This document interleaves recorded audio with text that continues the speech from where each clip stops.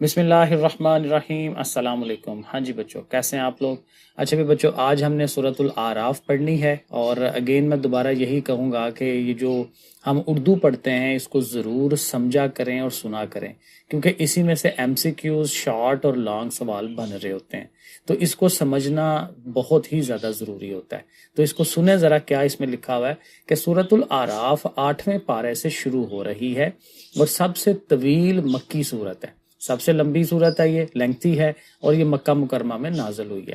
یہ قرآن مجید کی 7ویں صورت ہے، اور اس میں 24 رکوع اور 206 آیات ہیں۔ تو یہ بیسک انفارمیشن جو ہے یہ ہمیں یاد رکھنی بڑی ضروری ہے، شارٹ کویسچن اور ایم سی کیوز اس میں سے بنتے ہیں۔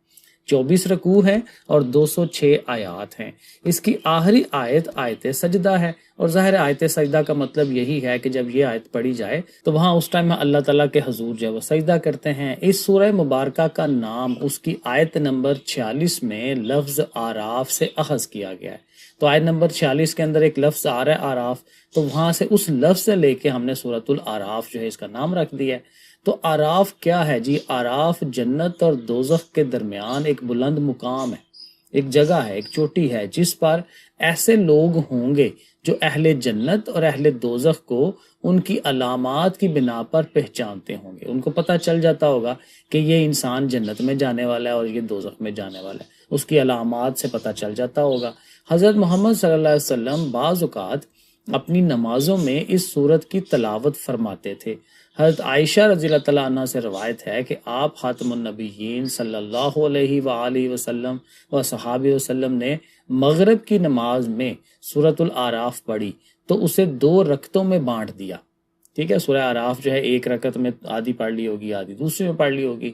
تو سورۃ الاعراف کے اصل مخاطب مشرکین مکہ ہیں، اصل ان کو مخاطب کیا گیا ہے، ان کو باتیں بتائی جا رہی ہیں۔ اس میں متعدد انبیاء کرام علیہ السلام کی تبلیغ دین کا ذکر ہے کہ نبیوں نے کیسے تبلیغ کی دین کی، اور انبیاء کرام علیہ السلام کی بات نہ ماننے والے نافرمان لوگوں کے برے انجام کا ذکر کیا گیا ہے۔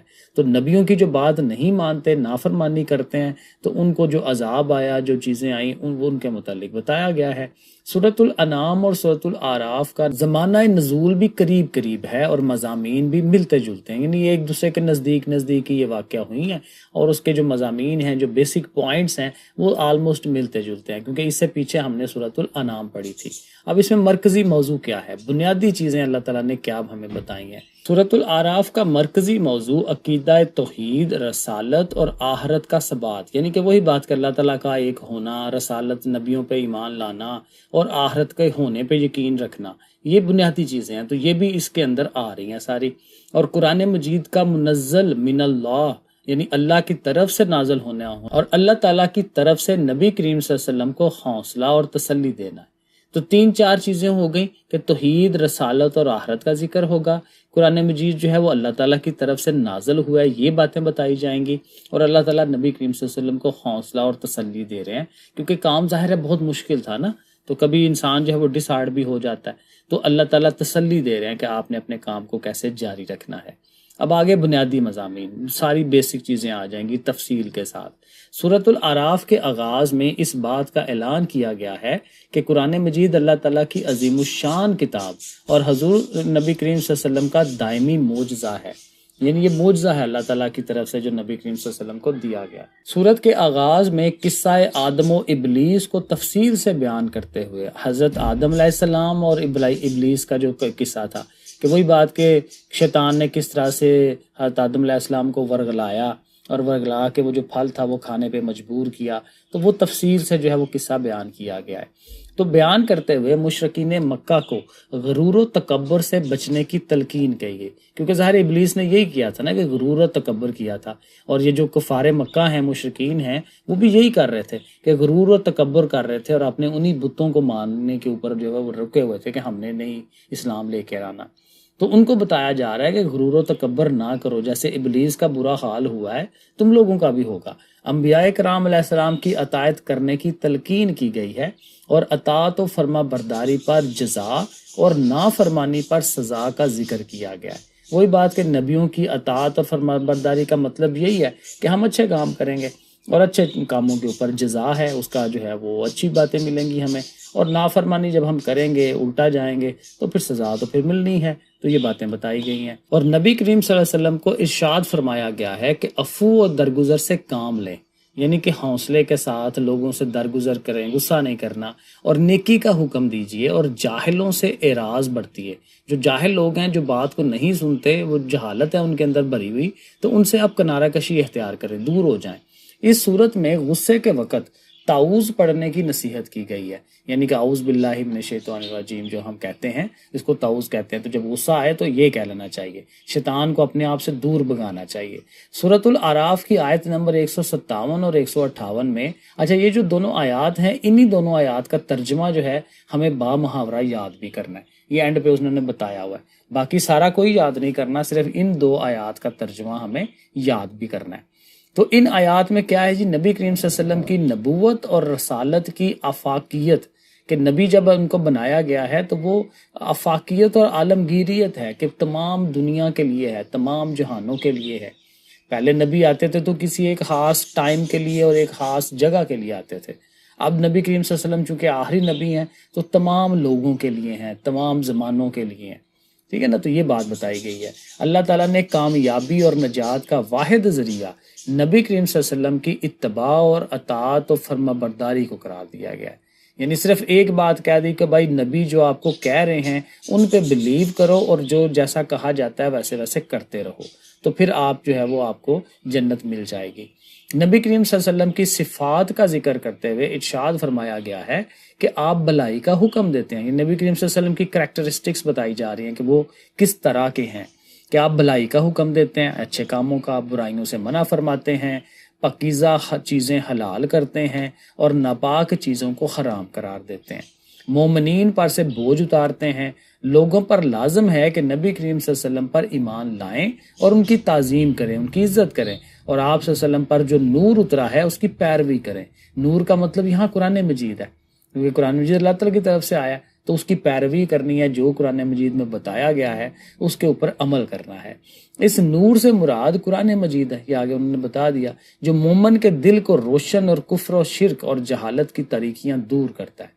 دل روشن ہو جاتا ہے انسان کا، کفر و شرک جو ہے نکل جاتا ہے، جہالت نکل جاتی ہے اس کے اندر سے۔ سورۃ الاعراف میں اس بات کا تذکرہ ہے کہ شیطان انسان کو مختلف اطراف سے بہکاتا ہے، ڈیفرنٹ طریقوں سے۔ شیطان کا کام ہی یہی ہے، اس نے اللہ تعالیٰ سے یہی وعدہ کیا ہوا ہے کہ آپ نے یہ جو انسان بنایا ہے، میں ان کو جو ہے وہ ورگلاتا رہوں گا، ان کو بری طرف لے کے جاتا رہوں گا۔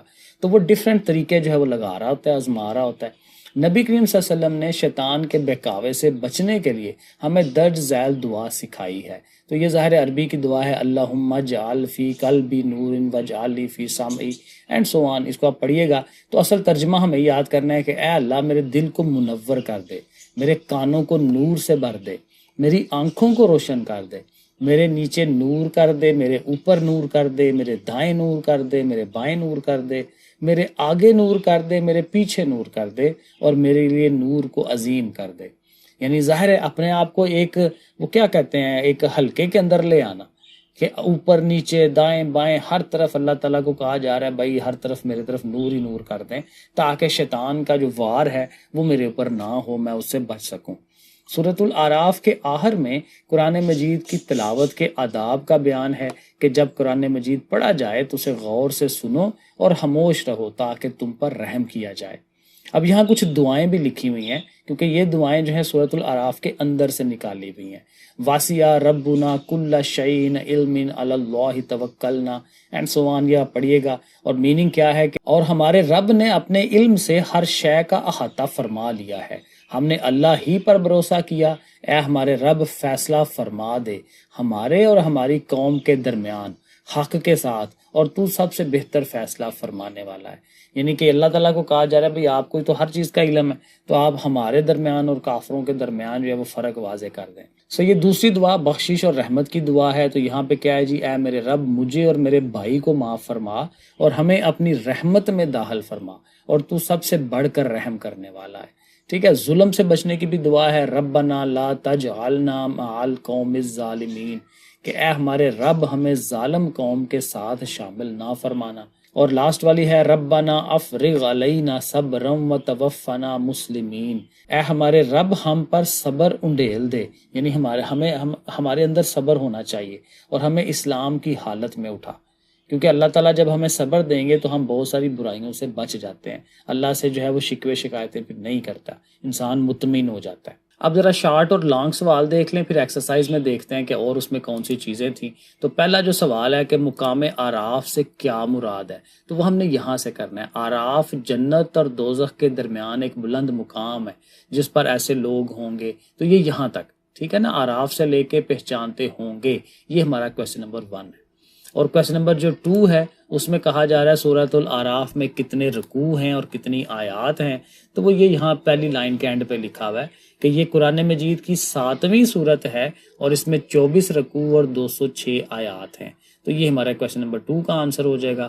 آگے دیکھیں میں نے نشان لگایا ہوگا، کویسچن نمبر 3 کا یہ آ گیا کہ نبی کریم صلی اللہ علیہ وسلم کی کوئی سی 4 صفات جو ہیں وہ بیان کریں، تو آپ نے یہاں سے شروع ہو جانا ہے کہ نبی کریم صلی اللہ علیہ وسلم کی صفات، تو دیکھیں یہ آتی ہیں، آپ بھلائی کا حکم دیتے ہیں، برائیوں سے منع فرماتے ہیں، پاکیزہ چیزیں حلال ناپاک، تو یہاں تک کریں تو یہ 4 ہو جائیں گے۔